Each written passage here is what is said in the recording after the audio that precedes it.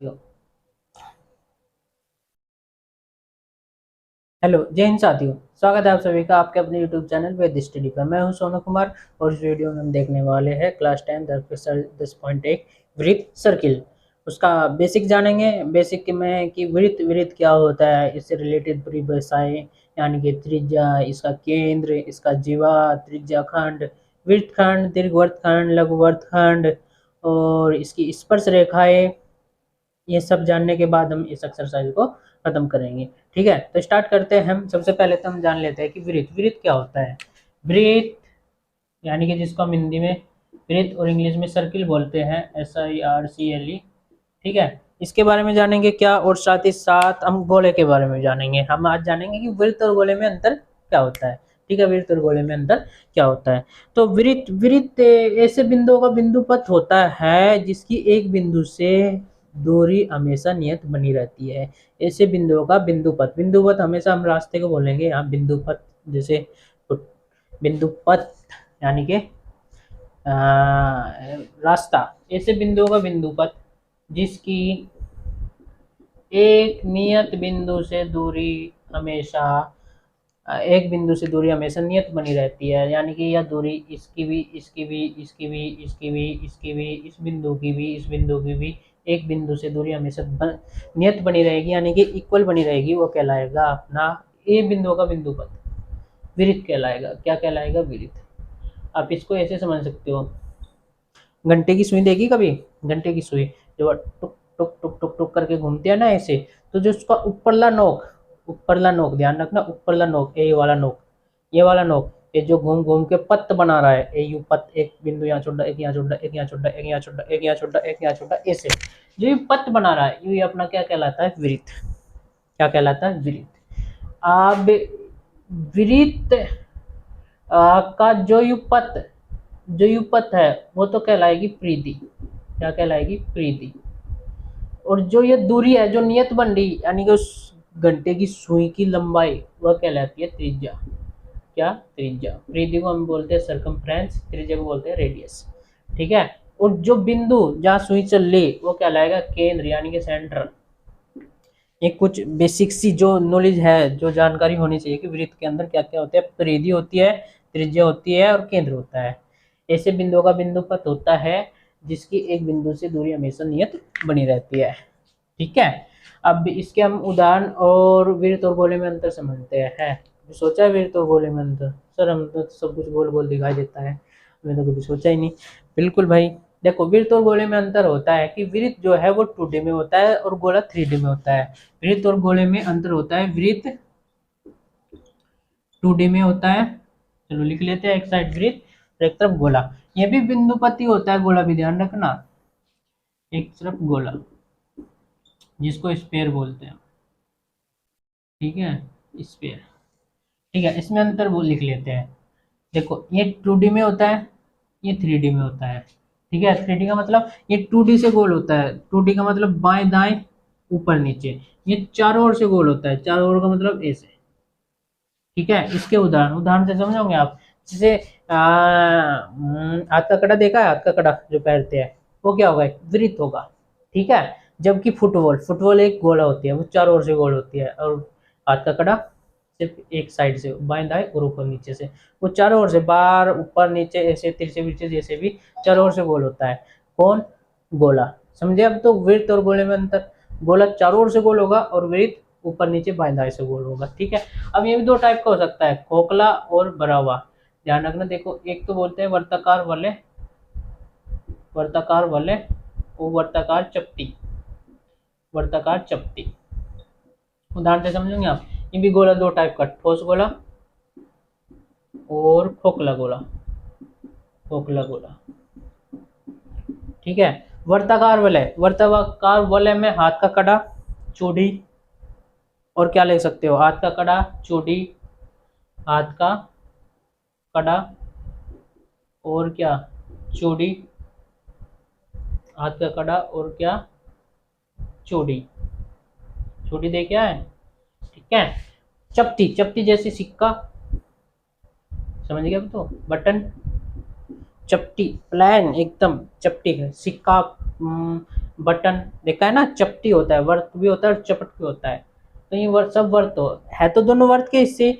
भाई हाथ का कड़ा भी और 1 रुपए का सिक्का भी या 2 रुपए का सिक्का भी सब वर्त है, लेकिन इनमें दो हिस्से है, वर्ताकार गोले और वर्ताकार चपटी।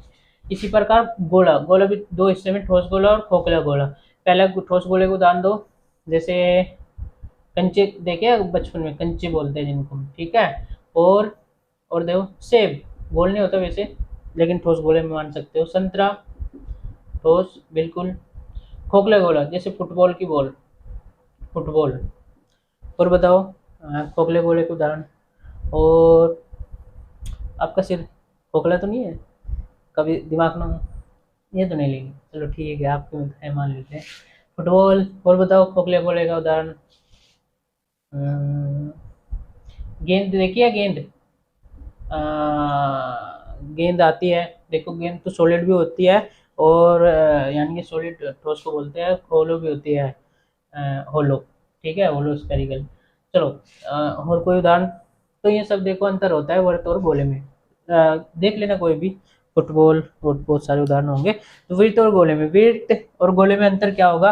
वृत्त जो होगा वो बाएं दाएं ऊपर नीचे से गोल होता है, गोला चारों ओर से गोल होता है, बाएं दाएं ऊपर नीचे गहराई में सब चारों ओर से। इसके उदाहरण देखो, जैसे वर्ताकार वलय और वर्ताकार चपटी। वर्ताकार वलय का उदाहरण देखो, हाथ का कड़ा और चूड़ी। वर्ताकार चपटी यानी कि सिक्का, बटन, ये सब वृत्त है। गोले में कौन होगा, ठोस गोला, कांच, सेब, संतरा। और खोखले गोले में फुटबॉल और गेंद। ये सब खोखले गोले के उदाहरण है, ठोस गोले के उदाहरण है, वर्ताकार चपटी के उदाहरण है, वर्ताकार गोले के उदाहरण है। तो वृत्त और गोले में अंतर समझ गए। वृत्त 2D में होता है, गोला 3D में होता है, यानी कि चारों ओर से गोल, और ये ऊपर नीचे बाएं दाएं से गोल होता है। ये वृत्त होता है अपना, ठीक है। अब हम फिर से वृत्त पे आते हैं, क्योंकि गोला तो हम एरिया वाले चैप्टर में पढ़ेंगे, जहाँ अब क्षेत्रफल हमें निकालना होता है, ठीक है। चलो वृत्त पे हम फिर से आते हैं। वृत्त, अब वृत्त में देखो क्या क्या अभी बताया मैंने। ये इसकी त्रिज्या, इसको आर से रिप्रेजेंट करेंगे। ये इसका केंद्र, जिसको हम सी से रिप्रेजेंट करते हैं, ये परिधि, ठीक है, जिसको सी से रिप्रेजेंट करते हैं। इसमें होता है, अब देखो सरकमफ्रेंस, ठीक है। अम्म, कुछ और चीजें। अब अगर इस त्रिज्या को मैं ए से मिला दूं, तो ये जो ये वाली, ये कहलाता है व्यास। क्या कहलाता है, व्यास। व्यास यानी कि दो त्रिज्याओं से मिलकर बनता है, एक इधर एक इधर, तो व्यास बराबर होता है 2 गुना त्रिज्या के, 2 गुना त्रिज्या के, ठीक है। व्यास भी समझ गए, इसको डी से रिप्रेजेंट करते हैं, इसको लिखते हैं 2 गुना आर, ठीक है, स्मॉल में लिख लेते हैं 2 गुना आर, डायमीटर बोलते हैं इसको। तो अब और भी वृत्त के बारे में बहुत जानकारी है, अंदर तक आज जानेंगे हम, देखो क्या क्या ये सब चीजें हो गई।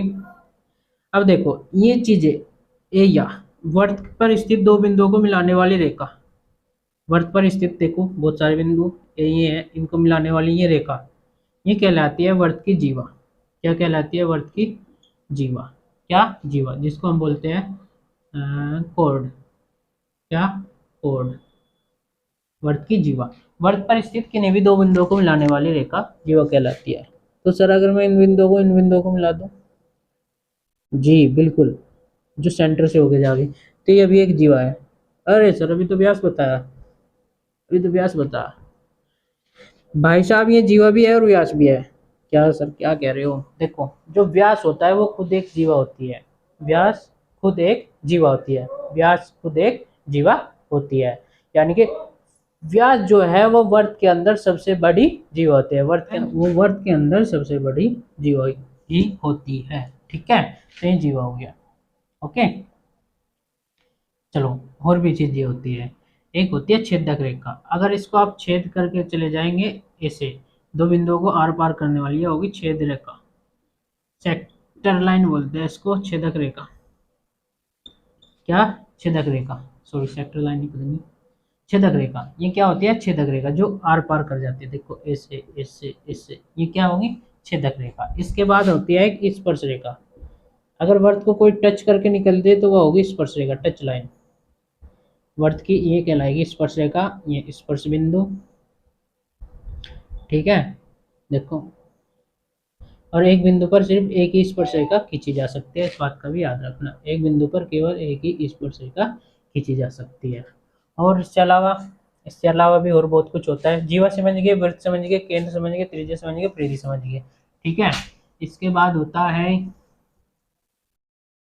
वृत्त के अंदर देखो जीवा द्वारा कटना, ये वृत्त और ये इसके जीवा, जीवा अगर काटती है तो वृत्त को दो हिस्सों में डिवाइड कर देती है। कितने हिस्सों में? दो हिस्सों में। देखो एक तो निचला हिस्सा और ये ऊपरला। तो जीवा जीवा द्वारा वृत्त का काटना, काटने पे क्या होगा? ये कहलाते हैं इसके दो हिस्से, वृत्तखंड। क्या कहलाते हैं? वृत्तखंड। वृत्त को खंड कर दिया, किसने करा? जीवन ने। अब जो छोटा है उसको बोलेंगे लघु वृत्तखंड, और जो बड़ा है उसको बोलेंगे दीर्घ वृत्तखंड। दीर्घ वृत्तखंड, ठीक है। दीर्घ वृत्तखंड और लघु वृत्तखंड जीवा द्वारा। देखो जैसे ही ये लघु हो जाएगा, ये दीर्घ हो जाएगा। एक और होता है त्रिज्या द्वारा काटना। त्रिज्या द्वारा काटना, याद रखना, त्रिज्या द्वारा। देखो त्रिज्या, दो त्रिज्या, एक ये दो त्रिज्या। अगर त्रिज्या द्वारा काटा तो देखो दो हिस्से, एक ये होला, ये कहलाते हैं ये तो कहलाएगा लघु, और ये कहलाएगा दीर्घ। और क्या? त्रिज्या खंड। त्रिज्या द्वारा कटे इसलिए त्रिज्या खंड, ये लघु त्रिज्या खंड, ये दीर्घ त्रिज्या खंड। तो देखो वृत्त को दो हिस्सों में डिवाइड करने का तरीके दो, एक तो जीवा द्वारा, एक त्रिज्या द्वारा। जब जीवा द्वारा डिवाइड होंगे वे कहलाएंगे वृत्तखंड, जब त्रिज्या द्वारा डिवाइड होंगे जब कहलाएंगे त्रिज्या खंड। अब त्रिज्या खंड और वृत्तखंड, लघु वृत्तखंड, दीर्घ वृत्तखंड, ये देख के पहचाने जा सकते हैं। जो छोटा होगा उसको लघु बोलेंगे, जो बड़ा होगा दीर्घ बोलेंगे। दीर्घ वृत्तखंड, लघु वृत्तखंड, ऐसे लघु त्रिज्या खंड, दीर्घ त्रिज्या खंड। तो ये सब वर्त से ही संबंधित होते हैं। तो वह वर्त के बारे में हमने बेसिक जान लिया कि वर्त के क्या क्या वर्त होता है, क्या इसके भाग होते हैं, ये सब हमने जान लिया है। अब देखते हैं हम इसकी एक्सरसाइज 10.1। इसकी एक्सरसाइज 10.1 को जानने से पहले हम इसमें दिया गया है एक प्रमेय नंबर 10.1, उसको जान लेते हैं कि वो क्या आता है, क्योंकि इसका यूज होगा प्रमेय नंबर 10.1, ठीक है। प्रमेय नंबर 10.1 क्या है कि वर्त के किसी बिंदु पर स्पर्शरेखा स्पर्श बिंदु से जाने वाली त्रिज्या पर लंब होती है। देखो हमारे टाइम पे तो क्या होता था कि प्रमेय सिद्ध करने को आती थी, अब प्रमेय सिद्ध करने को नहीं आती। सिद्ध करने का मतलब प्रूव करके दिखाना होता था कि ये प्रमेय है, इसको सिद्ध करके दिखाओ कि कैसे हम इसको सत्यापित कर सकते हैं। अब ऐसा प्रश्न नहीं आते, लेकिन इसका रिजल्ट आपको पता होना चाहिए।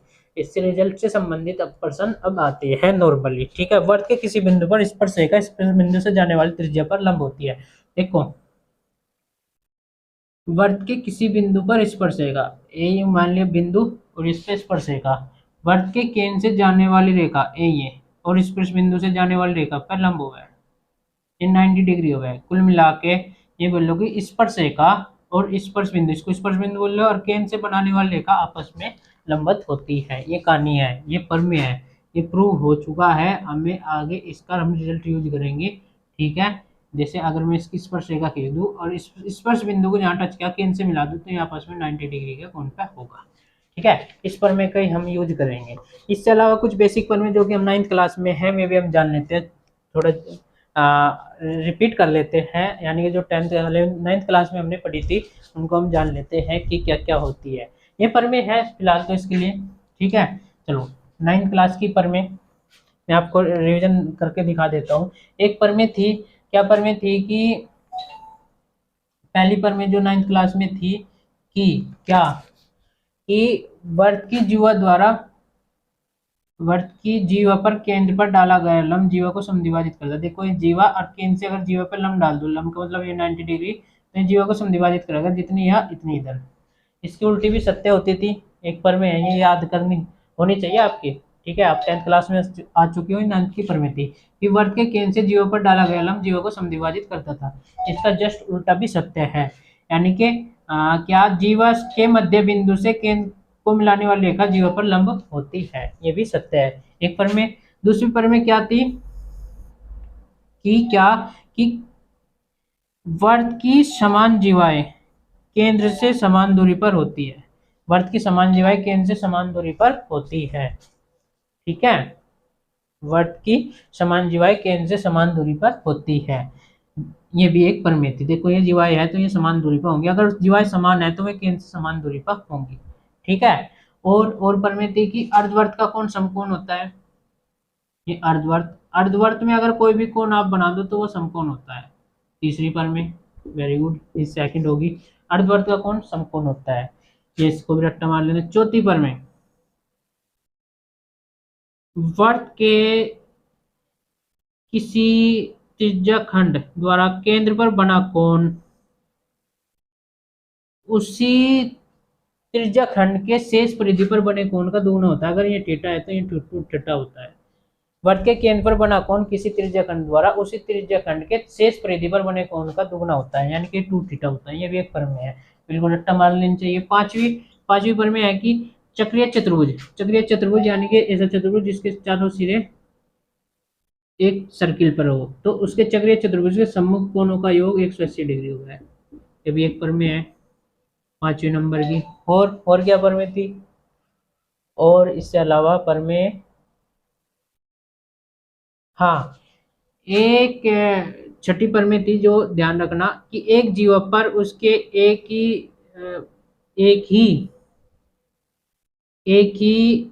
इसको क्या बोल लेंगे, त्रिज्या खंड वर्त खंड में बने कोण बराबर होते हैं। अगर ये थीटा है ये भी थीटा है। देखो छठी प्रमेय मैं आपको यहाँ दिखा सकता हूँ, इसको रब करके। छठी प्रमेय क्या आती कि अगर ये वर्त है और इसके जीवा द्वारा एक ही वर्त खंड में बने कोण बराबर होते हैं। अगर ये थीटा तो ये भी थीटा है।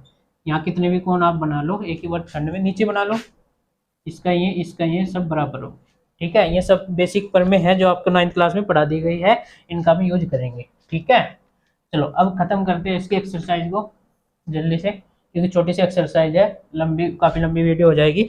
चलो एक्सरसाइज 10.1 का पहला सवाल, एक वर्त की कितनी स्पर्श रेखाएं हो सकती है, बताओ आप खुद ही। इसकी है अनेक यानी कि अनंत। देखो ये वर्त है, इसकी स्पर्श रेखा ये ये ये ये ये, क्या पता कितनी खींची जा सकती है। तो इसका आंसर होगा कि एक वर्त की अनंत स्पर्श रेखा हो सकती है। दूसरे में रिक्त स्थान है, उनका रिक्त स्थान भरना है। पहला प्रश्न दिया है, किसी वर्त की स्पर्श रेखा उस बिंदु को प्रतिच्छेद करती है। किसी वर्त की स्पर्श रेखा, देखो ये वर्त है, इसकी स्पर्श रेखा ये इस वर्त को प्रतिच्छेद का मतलब एक बार प्रतिच्छेद कर रही, तो सिर्फ एक बार प्रतिच्छेद कर रहा है, इसका आंसर आएगा 1। तो इसके खाली स्थान में एक बार प्रतिच्छेद करती है, कितनी बार, या एक बिंदु पर प्रतिच्छेद करती है। ठीक है, फर्स्ट पार्ट में। सेकंड पार्ट में देखो, वर्त के दो बिंदुओं पर प्रतिच्छेद करने वाली रेखा को क्या कहते हैं, दो बिंदुओं को प्रतिच्छेद का मतलब ऐसे छेद कर जाने वाले, ये बताया था मुझे क्या, छेदक रेखा। ठीक है, वेरी गुड। तीसरी, एक वर्त की समांतर स्पर्श रेखाएं हो सकती है। एक वर्त की समांतर स्पर्श रेखाएं हो सकती है, संख्या बतानी कितनी। देखो 2 हो सकती है समांतर रेखाएं जिनकी दूरी बराबर बनी रहती है।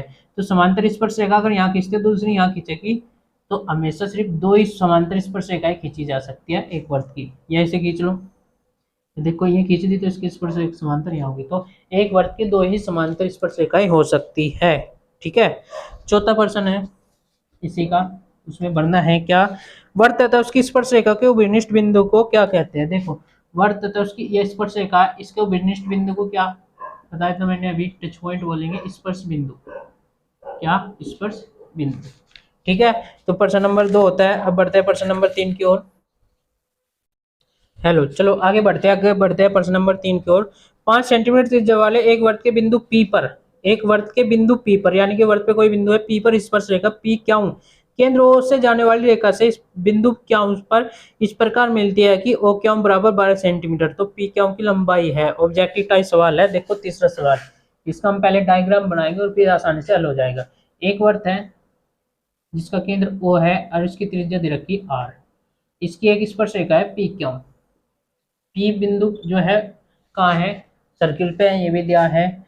तो इसमें दिया है कि इस प्रकार दे रखी है कि O क्यों की लंबाई दे रखी है 12 सेंटीमीटर। O क्यों यानी कि पहले O क्यों को मिलाओ, ये O क्यों ये है 12 सेंटीमीटर। वर्त की ये OP को मिला लो हल्का सा, ये आपको पता है, ये वर्त की त्रिज्या 5 सेंटीमीटर है। तो P क्यों की लंबाई बतानी, देखो P क्यों मुझे बतानी है कि P क्यों कितनी होगी। देखो P क्यों को हम कैसे निकाल लेंगे, अब आपको पता होना चाहिए, अभी पर में बताई मुझे कि वर्ष के केंद्र से स्पर्श बिंदु को मिलाने वाली रेखा स्पर्श रेखा पर लंब होती है, यानी कि 90 डिग्री होगा। अगर ये 90 डिग्री है तो देखो ये समकोण त्रिभुज हो गया, त्रिभुज पी ओ क्यू क्या हो गया, समकोण त्रिभुज हो गया। अब समकोण त्रिभुज है तो इसमें मैं ट्रिगोमेट्री लगा दूंगा यहाँ, क्या सर ट्रिगोमेट्री वैसे, हाँ बिल्कुल। तो त्रिभुज पी ओ क्यू में मैं पीजीटी से लिख दूंगा, किससे, पीजीटी से। पीजीटी सीखी है ना ट्रिगोमेट्री में, पाइथागोरस थ्योरम। क्या होती है, कर्ण का वर्ग, कर्ण क्या है, ओ क्यू का स्क्वायर बराबर होता है लंब का वर्ग, लंब क्या है, ओ पी का स्क्वायर प्लस आधार का वर्ग यानी कि पी क्यू का स्क्वायर। ओ क्यू मुझे पता 12 का वर्ग, ओपी मुझे पता 5 का वर्ग, पी क्यू मुझे निकालनी, पी क्यू का स्क्वायर। 12 का वर्ग होगा 144, ये 25 इधर आ जाएगा, 5 का वर्ग पी क्यू का स्क्वायर। तो पी क्यू बराबर आ, पी क्यू का स्क्वायर ये कितना बच गया, 119 का मान आ जाएगा रूट में 119 सेंटीमीटर। ठीक है, अब बढ़ते हैं अगले प्रश्न की ओर। प्रश्न नंबर 4 जो कि दिया गया है इसमें, प्रश्न नंबर 4 क्या है, एक वृत्त खींचिए और एक दी गई रेखा के समांतर दो ऐसी रेखा खींचिए जो उनमें से एक स्पर्श रेखा हो तथा दूसरी छेदक रेखा हो। देखो बिल्कुल सिंपल सा सवाल है, एक वर्त खींचना। अब इस वर्त में एक दी गई रेखा है, मान लो या, अब इस रेखा के समांतर एक स्पर्श रेखा खींचनी और छेदक रेखा खींचनी है। तो समांतर रेखा आपको खींचनी आती है ऐसे, ठीक है, ये तो बताया नहीं, इसमें किसकी सहायता से रचना तो नहीं करनी।